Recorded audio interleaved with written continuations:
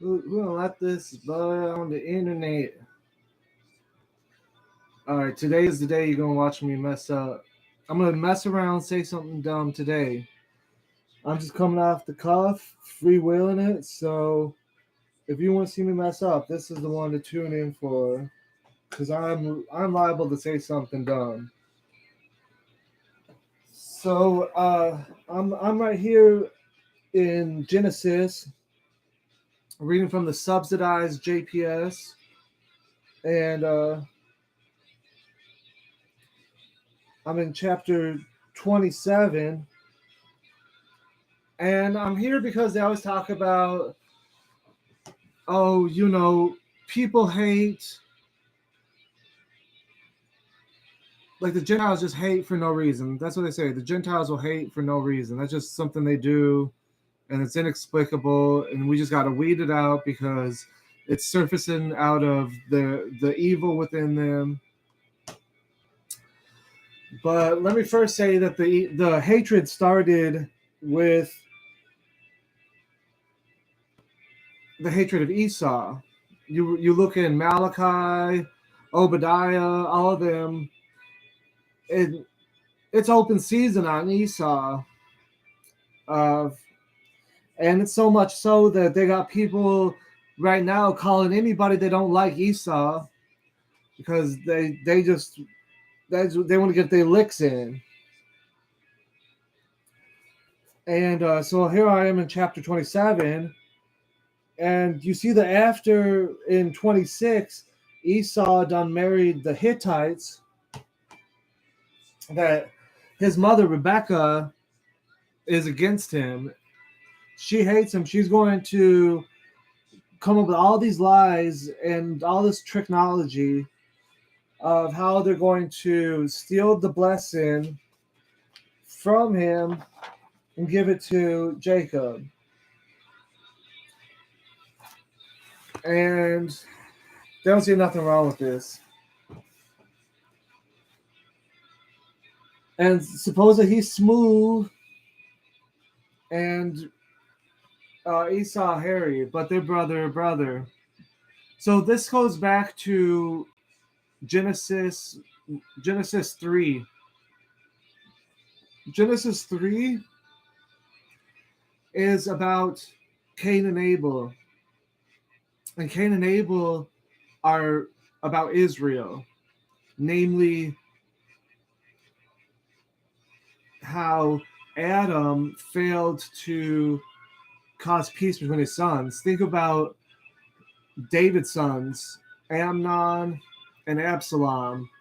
His failure to address things when they came up and try to handle them properly caused all kinds of destruction for his family. So this destruction comes in the form of... So I can't even hear him with this hard rock. I gotta put on some Love Supreme or something. This is a little too heavy. So let me put on the Love Supreme. Yeah, that vocal's a little too much. But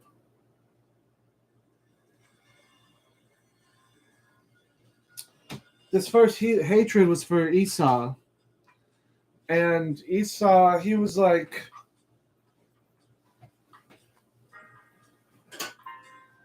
despised. And, this is after he got his birthright taken. And I don't know what the blessing even means at this point. Because it has to do with this Genesis, I think, 1, this idea of go forward, be fruitful and multiply. This idea of blessing has to do with kind of like power. It's kind of connected to the naming of things and the dominion. And this is the opposite of the idea of having to sacrifice the firstborn out of poverty. It's this lack of fear that you could have lots of children and all the cost associated with it, because of the blessings. So blessings, when somebody says bless you, it's almost like give freedom to you, give liberty to you, give space to you, you know. And so when God blesses you, it's given with providence. Remember when Abraham said Jehovah Jireh, when he was provided a lamb to redeem, or a ram to redeem his firstborn. So the ones that weren't redeemed was like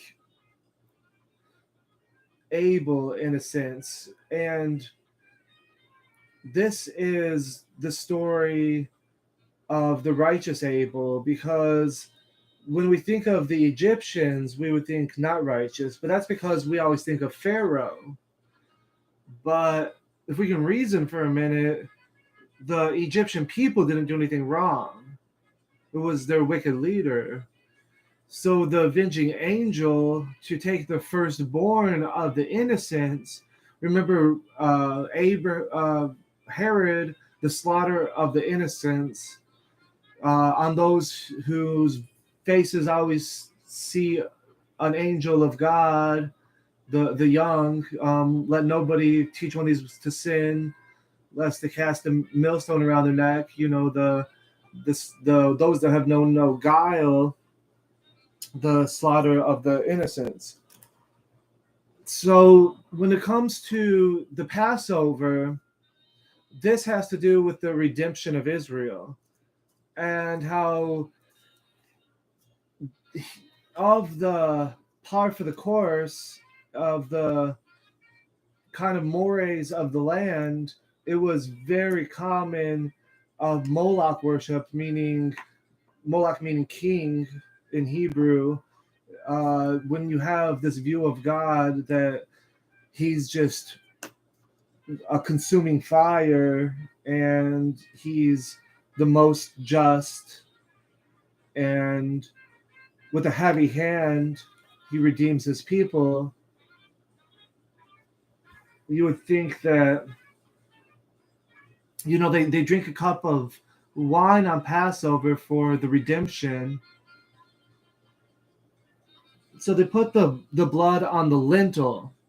Well, lentils were red, so that's how the Egyptians wouldn't know what was going on. Otherwise, they'll be like, well, wow, that stands out like a sore thumb. They got this red over here. So that's why Esau even gets the name Red, because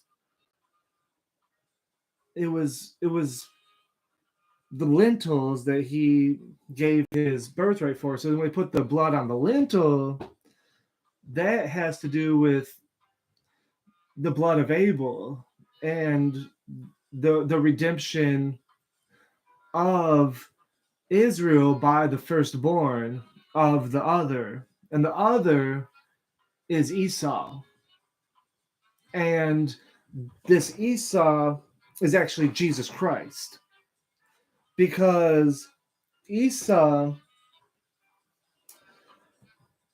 when you rearrange the letters, like you have the ayin, and you have the shin, then you have the vav, and all these different component parts make up the name Esau. And in this culture, it was like each word had a mathematical value. Well, when you rearrange the letters, it's kind of a trick, because to the untrained ear, to a Greek, you would think, oh, that's not the same word. But when you reduce it down to its mathematical value, it's the same word. And so when you go through Matthew 1, you see Jesus's lineage. You see that he has Ammonite, Rahabite, and Moabite in his lineage. And I can take you through Isaiah 19 and Ezekiel 24, and I can show you all these places where Israel isn't what you think it is. It's not like this little confined group of people in Jerusalem. It's a very broad sense of the idea, and that includes Idumea, because that was the firstborn from within the family. But it was the sacrifice of the firstborn that gave them the redemption, or the willingness to sacrifice the firstborn. And this is in the story of Abraham. We see his willingness to sacrifice the firstborn. And this has to do with, passing on their name and their, reputation. And you don't want to divide it into a bunch of sons, because the parcels get smaller and less productive and disjointed. So there's some benefit to just putting it down to one son. So then it becomes unfair, We're going to get into it. We're going to get into Ezekiel 23, Luke, 16, the prodigal son. But I don't want anybody to be confused about who the firstborn is and who's the secondborn. Because the firstborn is Israel. The secondborn is Judah. But they'll have you all backwards and twisted up. But because sometimes they'll refer to Judah as the firstborn. And that is to trip you up, because Judah is not the firstborn.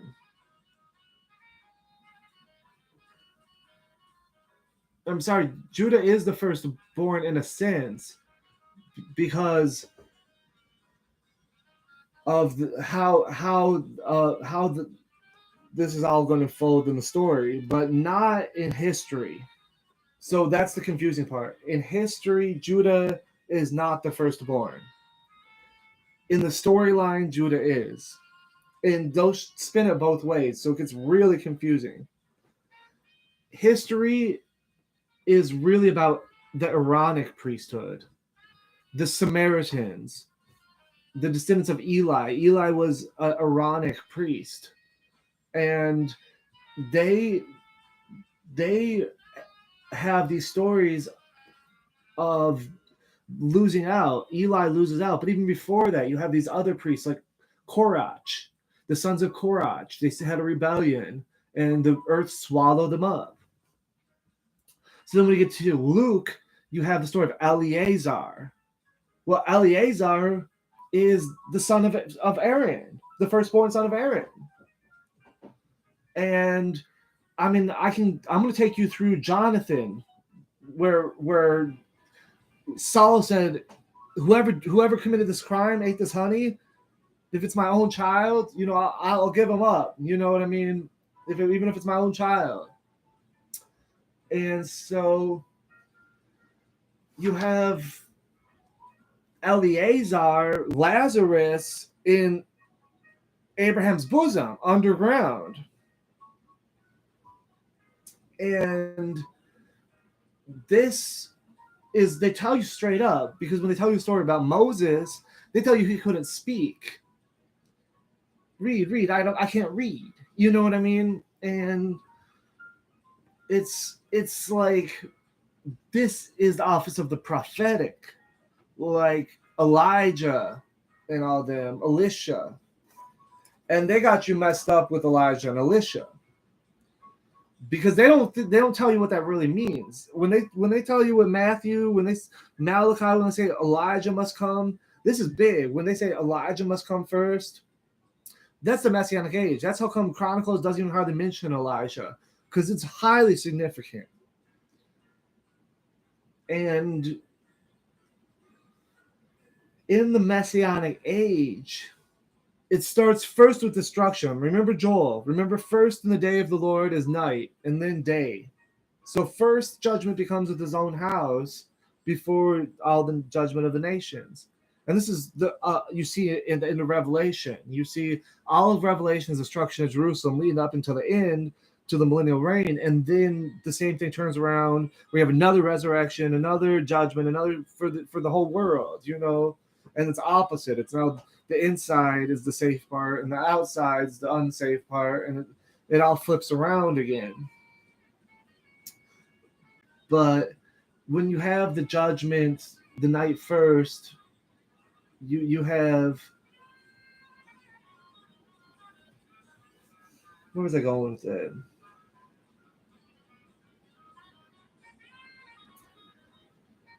But it's parabolic, because the lambda,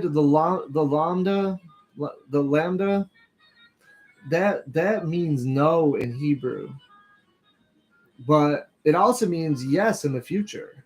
So you have a parabola goes down and comes back up again, and this is all over Daniel 9 and 11 and all that. I mean, it's everything's going to get really bad, and then it's going to get good again.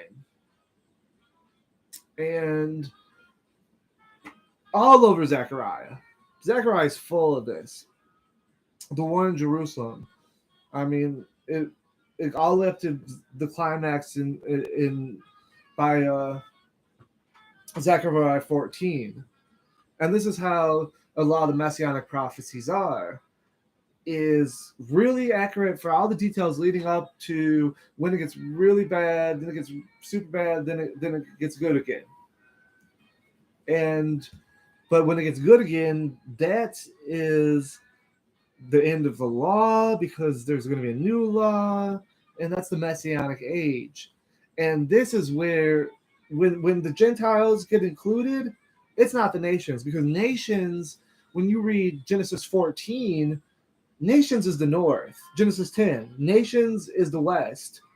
Nations is not Damascus to Egypt. That is the Lord's people, the Semites. It's not just one nation of people, especially one tribe of people.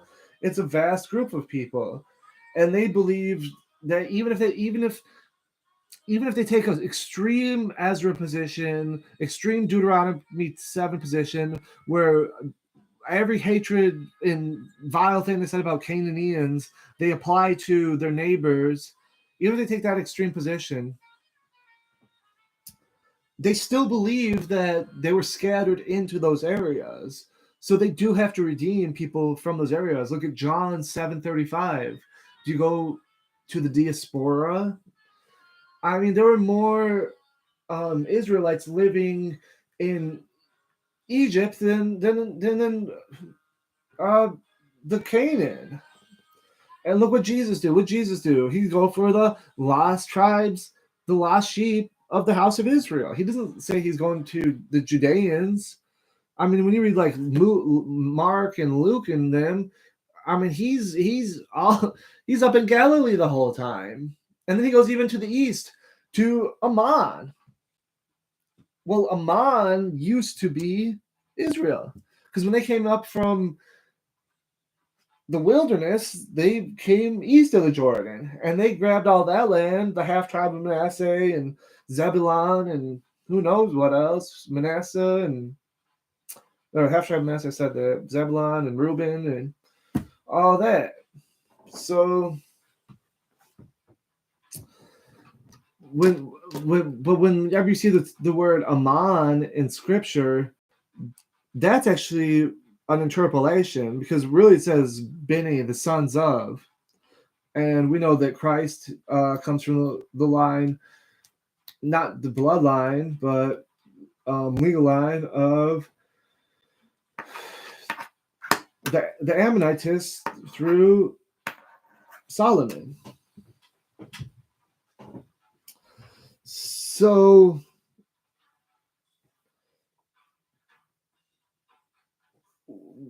that's where the Gersonian demoniac was, and then so when he cast the pigs out of him, I don't even know, for all I know, they went into the Galilee. But if they had pigs, obviously they lost their way. They were so-called lost tribes, if you will. And that there's a lot. there's a lot of gray area there. I mean, if I were to get into what is a Greek and versus a Helen and all that, it's not what you think it is. Believe me. Please believe me. Please believe me. I mean, there's just a lot of gray area. People are mixed. Like, so when we talk about inheriting Edom and all that, I mean, it's actually a meaningless term because anymore there is no Edom. It was absorbed by in the Messianic ages of the past. There was the Messianic age of David, where all of the male line, all of the seed of Esau was vanquished, and of course the time of John Hyrcanus. And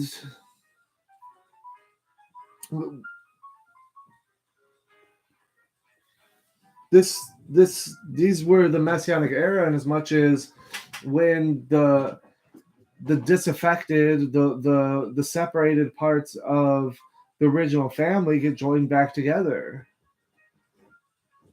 And so here we are in. So let me point out a few things here in Genesis. So it says, the Lord saw that Leah was hated. So this is what I was saying about Adam and David. Adam and David failing to manage their families, causing problems between their children. Well, here is Jacob preferring one wife over another and causing all sorts of problems in his family, like Rebecca, like his mom taught him, just favor one and hate the other. And so the firstborn in this case, like I said, history is not like this. History, the Judeans are the Johnny come lately. They were in Babylon until right before Jesus. And so basically the time of Ezra and later. And before that, Judea and all that they were just vassals of the Neo-Assyrian Empire. And they didn't have any room to flex. The only places they did exist were in places like the Dead Sea, Masada, and Jerusalem, which are so far removed from anything people would want that they were overlooked at times, but not to the scale they would have you think. And so you have the firstborns being Leah's kids, and the secondborn forgetting the slaves. What do you call it? Bilhah, Zilpah, and so Jacob out with Laban, and I think he catch up with him. And then he said something really interesting. I'll have to get it for y'all later, but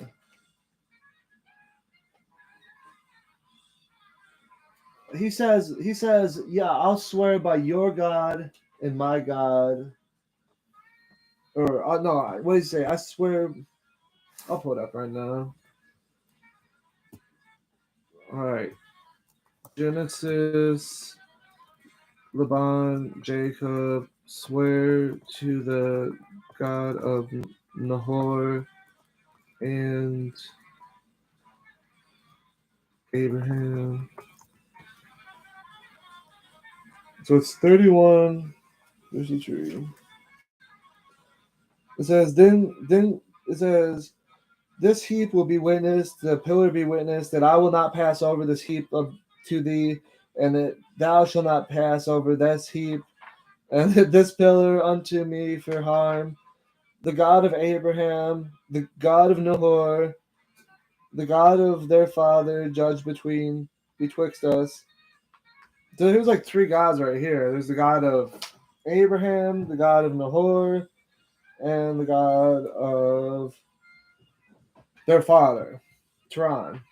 And you know they have different gods because like Lot's father was named Haran, which happens to be a name of a whole country that Abraham dwelt in. And you know they'd have their own god there. And so it's a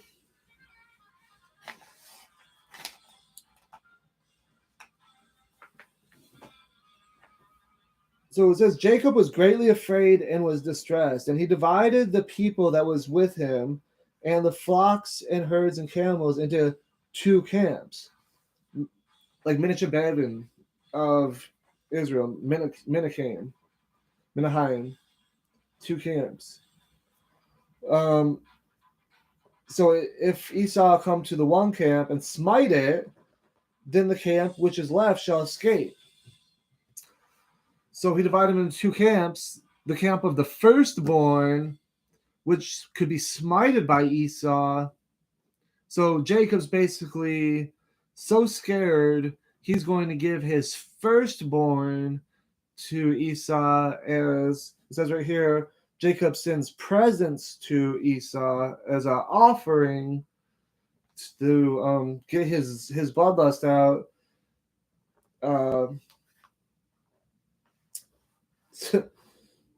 This is wild. So if Esau come to one camp, smite it, oh God of my father Abraham. So Abraham, his God would already have him sacrifice his sons in a sense, because Abraham had one that was born in his house. I don't know if his wife, who he tells everybody is his sister, got pregnant by the Pharaoh or something, but for whatever reason, he's got a son born in his house. And now he had previously said that this son Eleazar, remember Lazarus, who was going to get all of his inheritance, he begrudged that. He wanted a son of his own. He got a son of his own, and his wife tells him to expose him to the elements, basically. And then I guess they're laughing about it. Is the narrative that the son Isaac's name is laughing, literally laughing. No, I didn't laugh, they say. And here he is exposed to the elements. And I don't care if God comes to you in a dream. That ain't right. That ain't right. And so, I mean, somebody needs to put that man on child support or something. I don't know.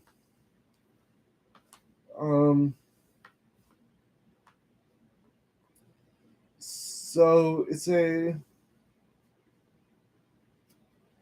I am not worthy of all thy mercies. This isn't God. This isn't Jacob talking to God. This is Jacob talking to Esau, who becomes God to Jacob. I'll show you. It says, I am not worthy of all thy mercies.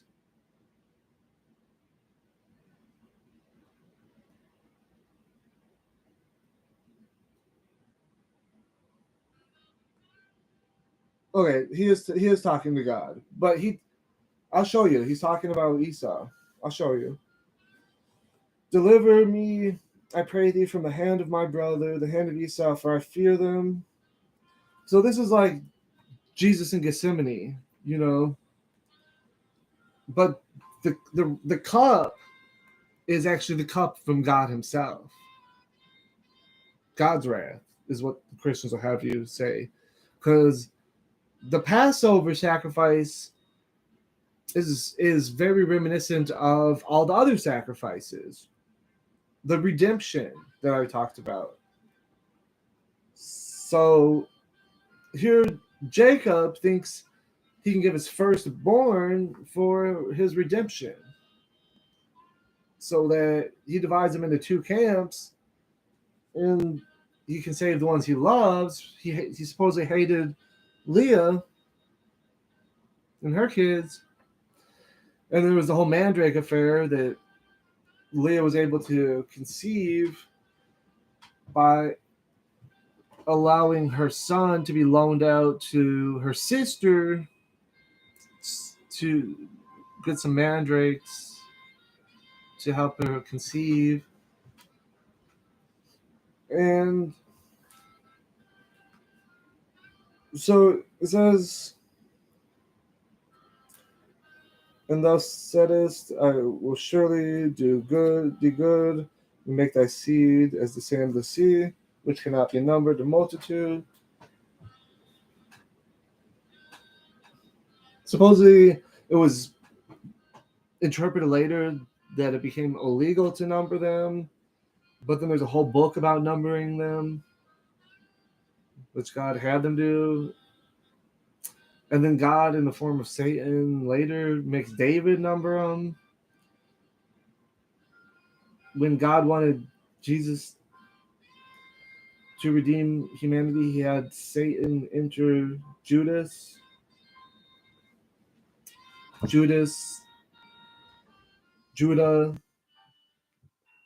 sold his brother Joseph.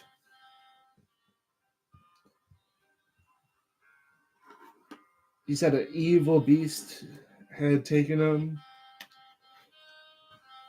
I don't know if this evil beast is supposed to be interpreted as the sexual impropriety of the house of Judah, seen in Genesis 37 or whatever, and as well as other places throughout Samuel and everything. But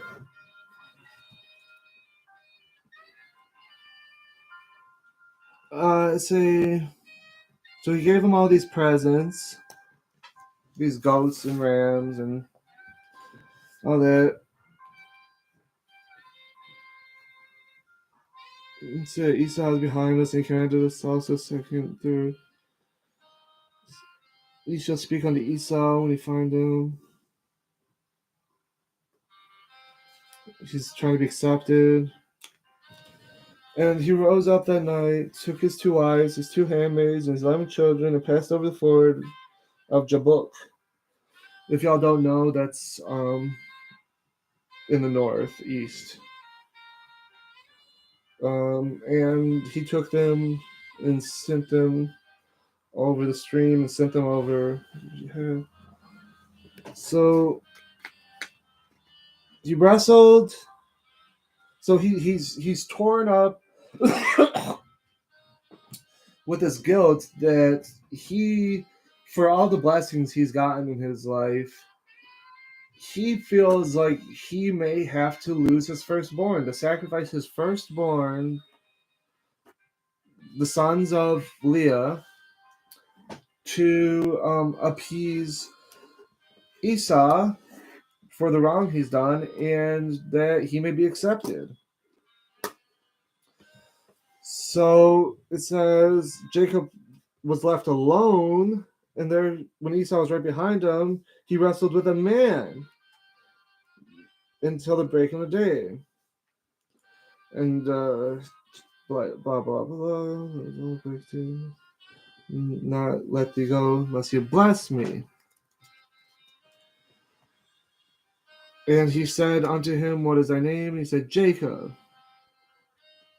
So I don't know why God's gonna send this angel. He's like, go wrestle that dude. What dude? Did I stutter? That dude. What's his name? Are you talking back to me?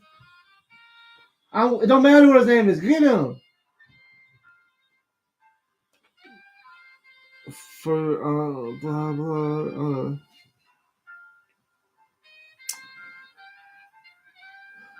So I don't know if this is Esau in a mask or something.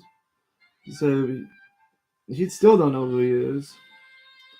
And Jacob called the name Peniel. You go down to the notes, it's called the face of God. So he wrestled with the man in his fear of Esau, when Esau's creeping up behind him, and he's want to be accepted, and now if he's blessed after wrestling with him.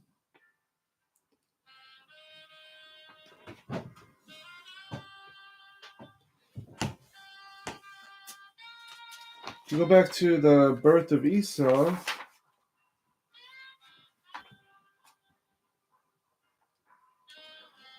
and and the children struggled together within her.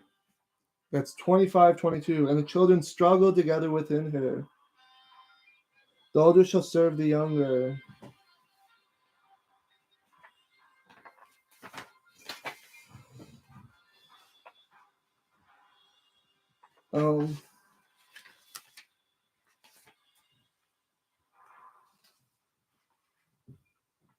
I thought there's something around here where he's like, they need to shake the yoke from his neck or something. Which happened. You can go through Samuel and Kings and see where they were possessed and then shook where the older served the younger. All these sands of the sea, you can see that fulfillment in Joshua and First Kings and other places. So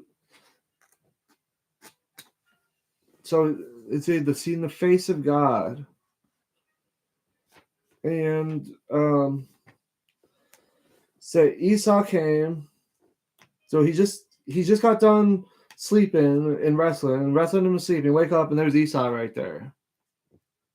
The same dude he was worried about being accepted, got the blessing after wrestling with him. The same dude he'd been struggling with his whole life. Worried that he's going to have to give his firstborn. The same symbolism that for the great sacrifice. My last video we talked about Jephthah, Judges, and how, and the power that the people of Chemosh got for the Moabites or whatever when they sacrificed their firstborn. Let's go to my last video. It's called What's New? Maybe March of 2022. And so it says here in 33:2, it says, and he put the handmaids, blah blah blah, Leah and her children after, and Rachel and Joseph hindermost. So he puts the family that he loves in the safer position that they can get away when Esau's smiting the firstborns. And so I don't know where this all started. If Rebecca represents Shekinah and Shekinah represents Earth, so they believe it's just some force of the nature that Esau's hated. So the first hatred is not against the Semites. It's from the Semites against the Semites. So it is against the Semites, but it's the first hatred is one group of Semites against the other group. And this has been the same narrative throughout the Bible, going back to the first righteous Abel, where there are these two brothers that are exactly the same, but not all Israel's Israel. It's not one who is Jewish inwardly. It's not one who is Jewish externally. It's one who is inwardly. The Ezekiel 34, a judge between the goats and sheep, but also between the sheep and the sheep, the good sheep, the bad sheep. And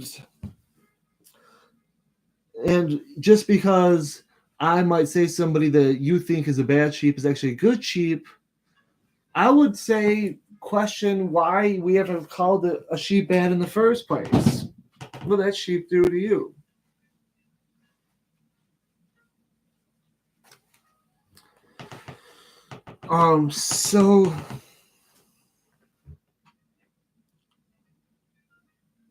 So it says, and he, that's Jacob, aka Israel. He just has the name Israel. So Israel here is bowing. It says, and he himself passed before them and bowed himself to the ground 7 times. He's really doing the most until he came near his brother. And Esau ran up to meet him and embraced him and fell on his neck and kissed him. And they wept, and he lifted his eyes and saw that. And this is Esau is like Joseph here, it's like long lost brothers. Judah has some guilt, and there's not that many letters difference between or even border between Judah and Edomia. And the way they describe Esau is the way they describe David. And if you look on the map, that was you can't really even separate that from Edomia, Bethlehem. And when the Romans actually took over Jerusalem in 70 AD, it wasn't even being controlled by anyone but the Zealots and the Edomians and the Canaanians and the Sicaris and all that. The original Israelites have been long gone. So, Jesus found them. That's what the whole New Testament's about. It's about the Messianic era, where the lost tribes would be brought back together. That God was going to go out and fetch them.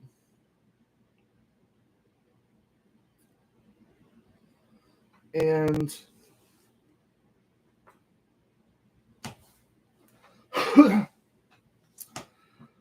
it says, he lifted up his eyes and saw the women and children and said, "Who are these with thee?" And he said, "The children whom God hath graciously given thy servant." The children whom God hath graciously given thy servant. Sounds like some Republican trash. It's like they can steal your money and then be like, "Look what God gave me." It's like, bro, you keep talking. Mess around, okay? Catch some. Because he's saying God gave it to him. Literally, his mother helped him steal it from his brother, and here he's saying God gave it to him. Boy, you got some nerve, bro. And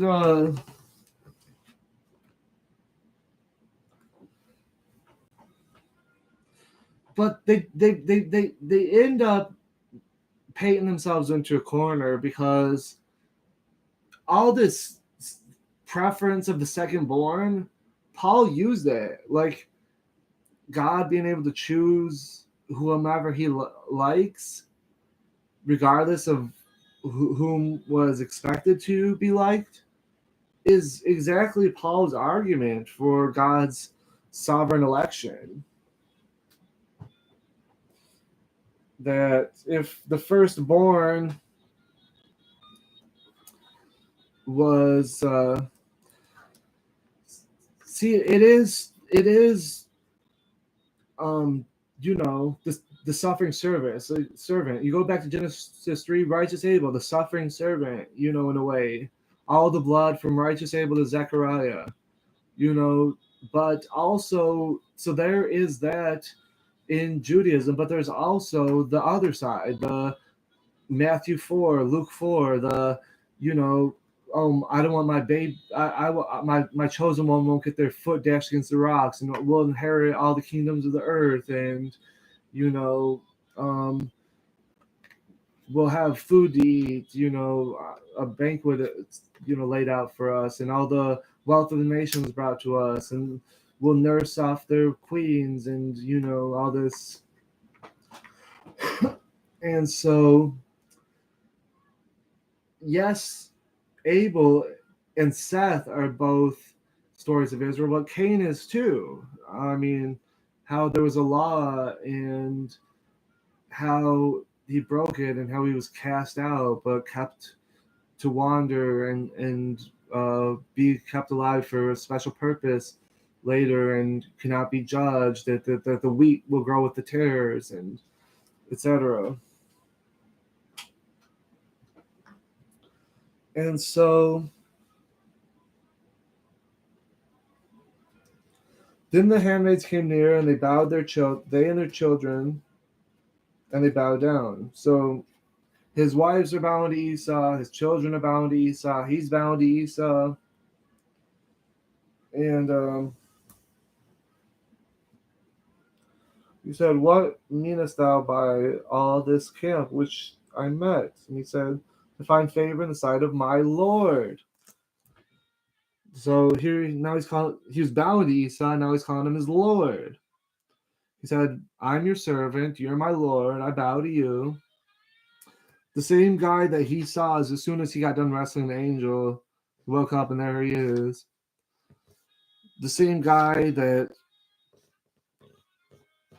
so he said he was wrestling a man and said he's seen the face of God, and now he's calling him his Lord.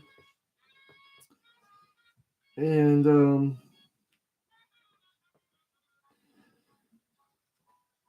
Esau said, "I have enough, my brother. Let that which thou hast be thine." He said, "Your money's not good here. Save it. Like, let me buy you something." So here Jacob got rich, stealing his birthright and his blessing. And I guess blessing means something here, but when Joseph gets the blessing, it doesn't mean anything. But he got rich off this blessing,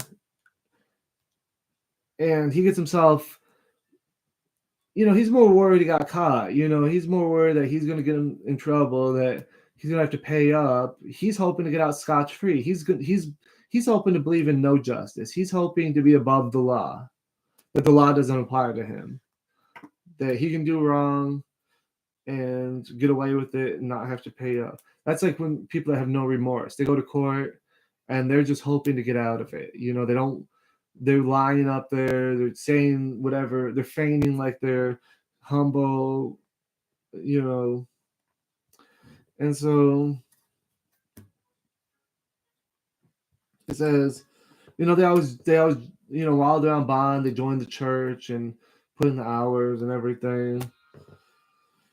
They say, and Jacob said, "Nay, I pray thee, if now I have found favor in thy sight, then receive my present at my hand, for as much as I have seen thy face, as one seeth the face of God, and thou wast pleased with me." So let's run that back. It was less than a chapter ago that when he wrestled a man, he said, "I've seen the face of God." That's why I called it Peniel. And you go down here to less than a chapter later, 33:10, it says, "And Jacob said, Nay, I pray thee, if I found favor in thy sight, if Jacob has found favor in Esau's sight, for as much as I've seen thy face," Esau's face, "as one has seen the face of God." So seeing Esau's face is seeing the face of God, like seeing the face of God, because he's pleased with him. So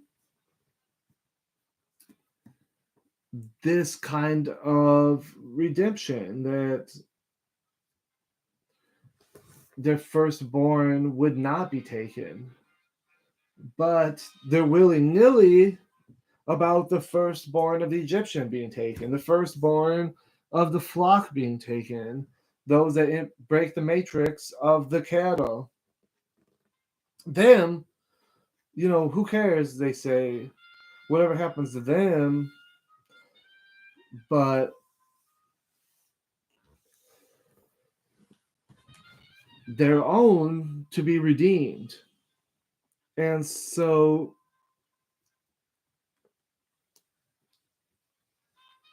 it's like, if one can be redeemed through the sacrifice of the other, then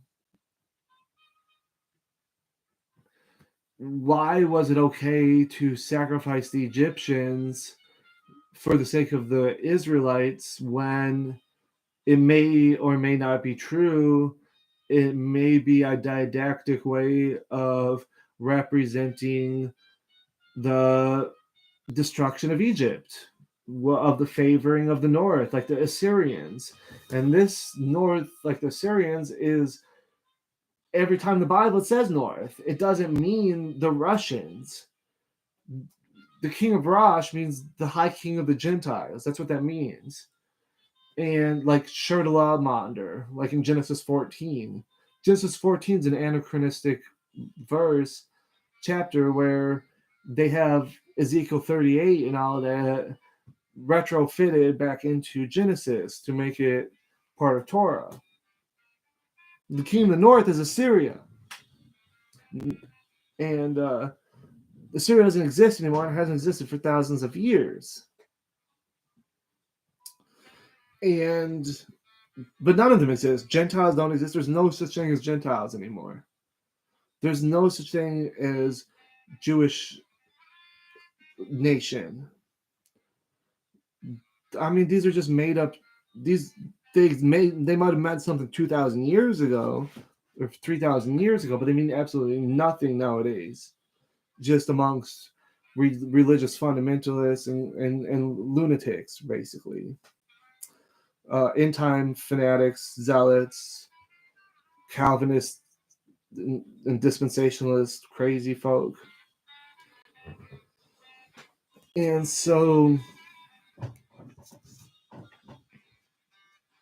when it comes to the king of the north coming in, that has to do with the destruction of Israel.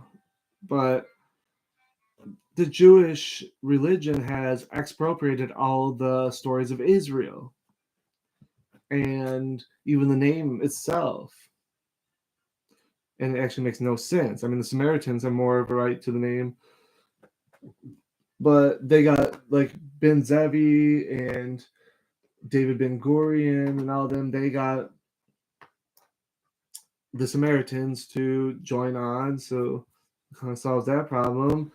A few Arabs and stuff. That's a little more messianic points, but then it's just kind of been nothing prophetic for, not that was prophetic. Like they just try to make it look. They're always spinning some new narrative. This guy's Haman. This guy's Haman.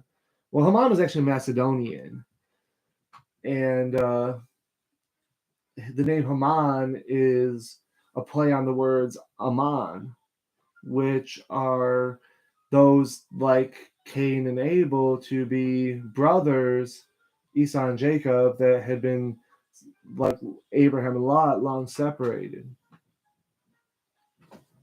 So the Messianic Age was supposed to bring back all those distant brothers, the lost sheep of Israel. So if the destruction of the Egyptians is what redeems you, and the destruction of the Idumeans what purifies you, as in the dross of the fire getting separated, the goats and the sheep, or if you will, or the sheep and the sheep, if you will.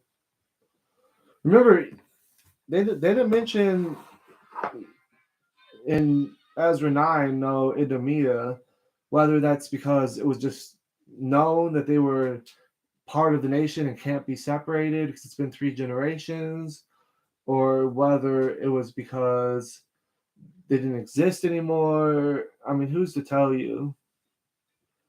But obviously, they did exist for one of your arguments. You'll say, oh, Herod is a client king. He was a Gentile that was given. Y'all mess up. Y'all mess up. So if these people can be, purified out,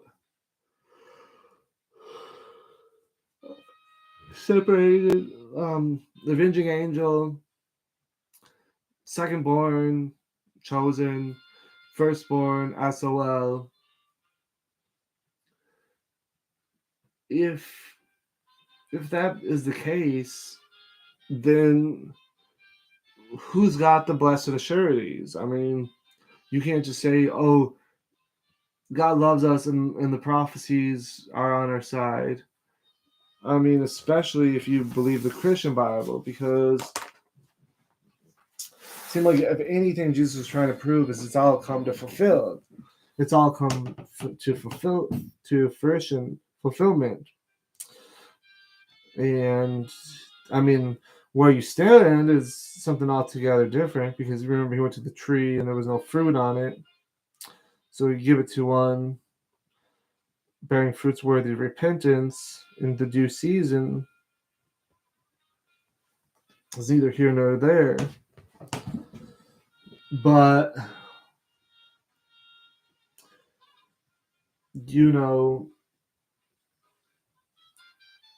if he, God was going to do the Messianic era and all that, and he can just do away with the firstborn of Egypt and the Pharaoh horse and rider buckler thrown into the sea, then how can you say that the destruction of Jerusalem for the grafting in of all of the nations, billions and billions of people, to follow God is in the Messianic era, when Christ was basically just saying that the Messianic era has come to fruition? That was his major point. And the only thing he did prophesy is the destruction of the temple, which came to pass, of course. And his entire life was how the law didn't help anyone, and he was not for the law.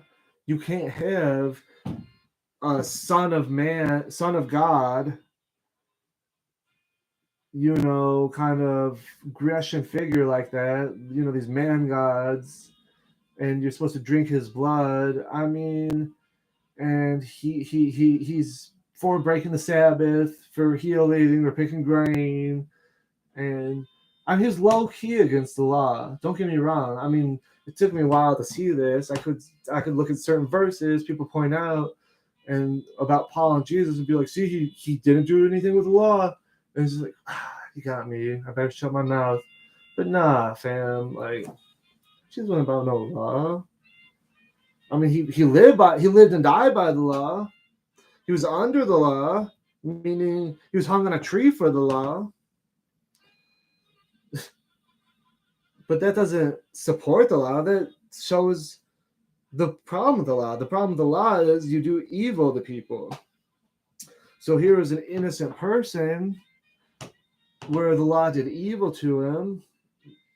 This is against the law. This is the fulfillment of the law. Was man can't try to do good. They need a redeemer. It's all, as Ecclesiastes say, pointless.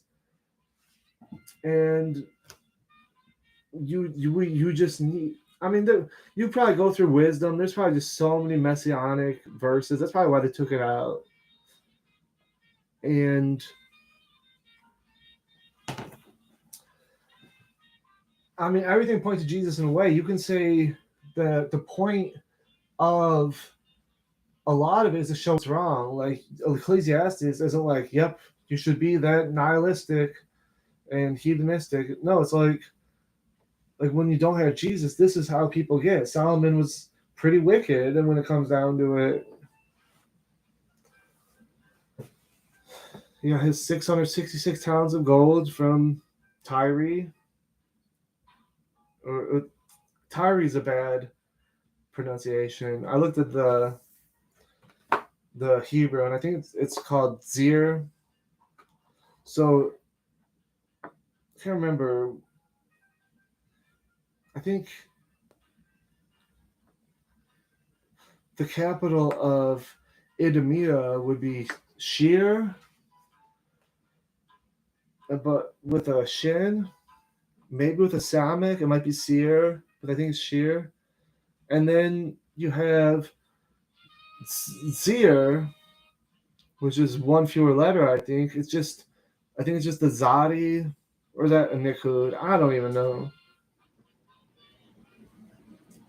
Then the Resh. It is what it is.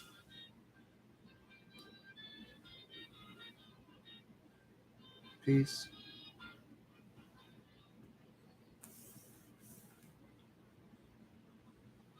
Peace, y'all. Peace. Peace, y'all.